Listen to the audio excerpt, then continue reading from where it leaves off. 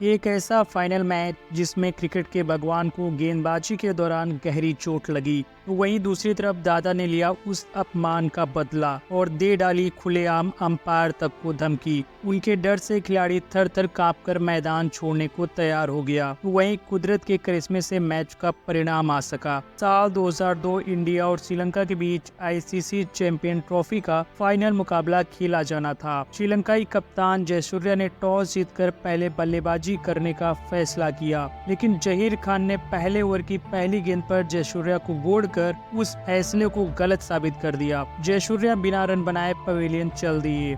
श्रीलंका के लिए ये बहुत ही बड़ा विकेट था। उसका कप्तान पवेलियन जा चुका था। उसके बाद मारवन आटापट्टू पारी को संभालने मैदान पर आते हैं, लेकिन जहीर की गेंद आज आग उगल रही थी। फिर पारी के दूसरे ओवर की दूसरी बॉल पर कुमार संकारा ने एक बेहतरीन चौका लगाया। ये दोनों खिलाड़ी जहीर को संभल कर खेलते तो वहीं अगारकर पर प्रहार करते, लेकिन 7वें ओवर में जहीर खान ने भी थोड़ा ढील दे दिया और एक नो बॉल फेंक दिया, जिस पर संकारा ने चौका जड़ स्कोर बोर्ड को आगे बढ़ाया। लेकिन 8वें ओवर की पहली गेंद पर अगारकर ने आटापट्टू को स्लिप में खड़े मोगिया के हाथों कैच करवा श्रीलंकाई टीम को दूसरा बड़ा झटका दे दिया। अभी तक इस फाइनल मैच में भारतीय टीम पूरी तरह से हावी होती है। आटापट्टू ने 17 गेंदों पर मात्र 10 रन बनाए। अब संगकारा का साथ निभाने अरविंद डिसिल्वा मैदान में आए और आते ही अपना आक्रामक रूप दिखाया, क्योंकि 10वें ओवर में अगारकर को 23 रन कूट दिए। अगारकर की पहली और दूसरी गेंद पर 2 चौका लगाए, फिर चौथी गेंद को भी बाउंड्री रेखा के पार भेज दिया। इस ओवर की 4 गेंदों पर 3 चौके आ चुके थे, लेकिन डिसिल्वा यहाँ भी रुकने वाले नहीं थे। गेंद पर भी अगारकर को चौका जड़ दिया। अब इस ओवर की लास्ट बॉल बाकी थी, उस पर भी डिसिल्वा ने एक जोरदार चौका लगाकर इस ओवर में 5 चौके लगा दिए। श्रीलंका टीम का स्कोर 10 ओवर की समाप्ति पर 51 रन पर 2 विकेट होता है कि अगले ओवर में डिसिल्वा ने रमजन को भी एक शानदार चौका लगा दिया। अब लगातार बाउंड्री जा रही थी, रनों की गति बहुत ही तेजी से आगे बढ़ रही थी। हर गेंद को डिसिल्वा चौकों में डील कर रहे थे। अब संकारा भी उनके संग खूब साथ निभा रहे थे।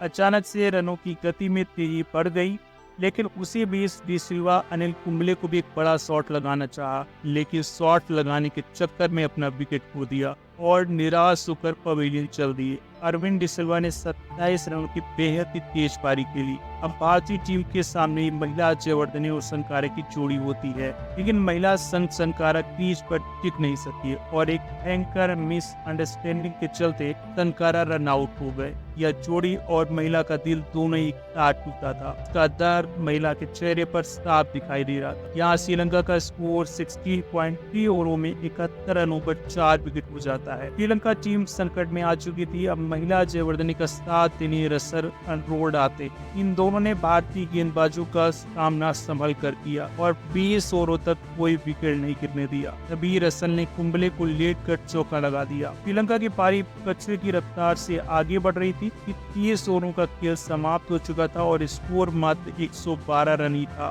तभी जयवर्धने ने स्कोर को 30 से आगे बढ़ाया और कुछ चौके लगाए और अपनी टीम की रन गति को कुछ तेज किया। इसी बीच दोनों के बीच 50 रनों की पार्टनरशिप भी पूरी हो गई। अब यहाँ से श्रीलंकाई टीम को मैच में बने रहने के लिए कुछ बड़े शॉट्स की जरूरत होती है। ये दोनों खिलाड़ी टीम को संकट से निकाल चुके थे। अब जरूरत थी बड़े बड़े शॉट्स खेलने की और उसी बीच इसी शॉट्स के साथ महिला ने अपना 50 पूरा कर लिया।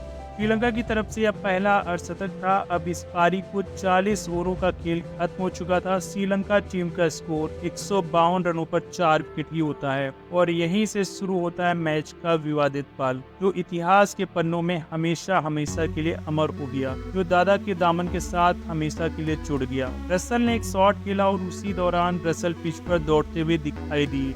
तभी राहुल द्रविड़ ने रसल को पिच पर दौड़ने से मना किया। उसके बाद रसल ने कुछ जवाब भी दिया कि तुरंत ही सौरव गांगुली भी वहां पहुंच गए और रसल को बाहर मिलने की धमकी तक दे डाली। झगड़ा रुकने का नाम नहीं ले रहा था, झगड़ा बढ़ता जा रहा था। एम्पायर बीच बचाव के लिए आए, जिस पर दादा ने उनको भी अपनी उंगली दिखाने लगी। यह विवाद तो थमने का नाम ही नहीं ले रहा था। रसल तो मैदान छोड़ने के लिए भी तैयार हो गए थे, क्योंकि दादा की दादागिरी के सामने वो भी हार मान चुके थे और जैसे तैसे से इस झगड़े का अंत हुआ और एक बार फिर से मैच शुरू हुआ। इसी कारण यह पल दादा की दादागिरी के लिए आज भी लोग याद करते हैं। अब उसके बाद सचिन तेंदुलकर गेंदबाजी एंड पर आते हैं गेंदबाजी करने के लिए और उनकी गेंद पर एक शॉट खेला गया। उसके कैच पकड़ने के चक्कर में सचिन तेंदुलकर जमीन पर गिर पड़े और उसी दौरान सचिन के पेट में बहुत गहरी चोट लगी, जिसके चलते सचिन खड़े नहीं हो पा रहे थे। उनके पेट का दर्द अथाह था, लेकिन फिर भी सचिन ने मैदान छोड़ा मुनासिब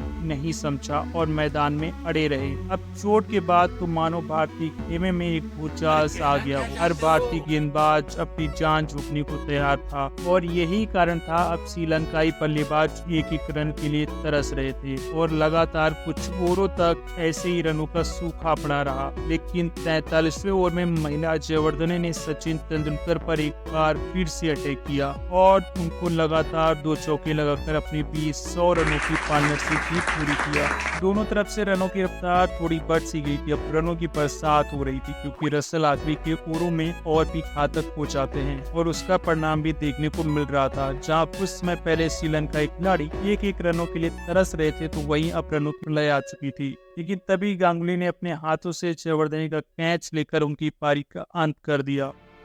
महिला जयवर्धने ने इस मैच में सबसे ज्यादा 77 रन बनाकर पवेलियन चल दिए। अब गोकुल चंदाना क्रीज पर होते हैं, लेकिन फिर दोबारा से भारतीय गेंदबाजों ने अपना दबदबा बनाए रखा और चंदाना को भी आउट कर दिया। लेकिन रसल अभी भी क्रीज पर मौजूद होते हैं और अपने पिच पर होने का प्रमाण भी बखूबी पेश कर रहे थे और देखते ही देखते अपनी टीम के स्कोर को भी 200 रनों के पार पहुंचा दिया।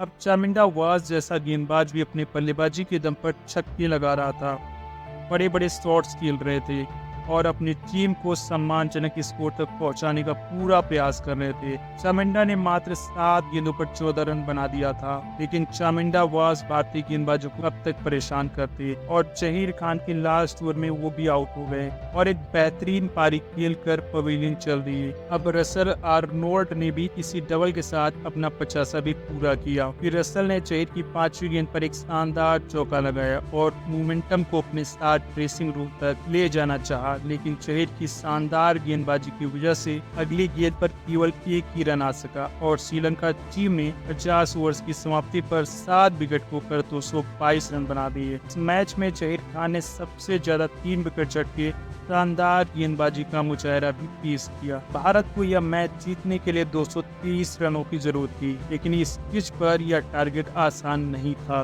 साथ में फाइनल का प्रेशर भारत की तरफ से सहवाग और दिनेश मोगिया की जोड़ी मैदान पर आती है।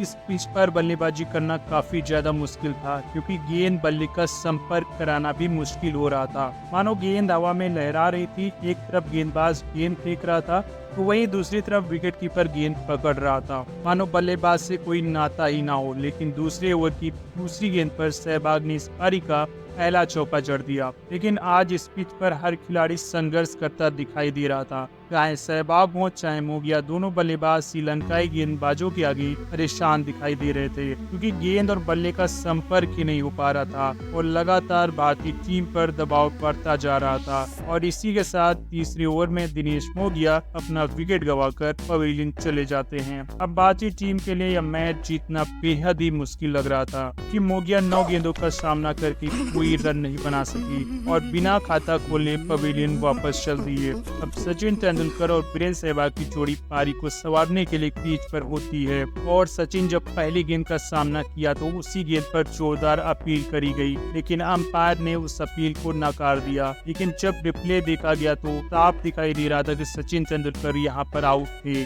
चामिंडा वाज आज कहर ढा रहे थे, लेकिन अगली गेंद पर सचिन ने चामिंडा वाज को चौका लगा थोड़ा प्रेशर कम करना चाहा, लेकिन आज प्रेशर कम होने का नाम नहीं ले रहा था, लगातार बढ़ता जा रहा था। क्योंकि आज यदि भारतीय गेंदबाज आग नहीं आग का गोला फेंक रहे थे तो वहीं श्रीलंकाई गेंदबाज भी आज गेंद नहीं बारूद, और इसी कारण आज इस पिच पर टिक पाना हर बल्लेबाज के लिए मुश्किल होने वाला था और यह लगातार देखने को भी मिल रहा था कि भारतीय टीम का स्कोर 5 ओवर की समाप्ति पर मात्र 17 रन ही था। मानो रनों ने तो भारतीय टीम से नाता ही तोड़ लिया हो, और यदि एक दो शॉट लग रहे थे तो जैसे तैसे लग रहे थे। अब धीरे धीरे पारी आगे बढ़ी।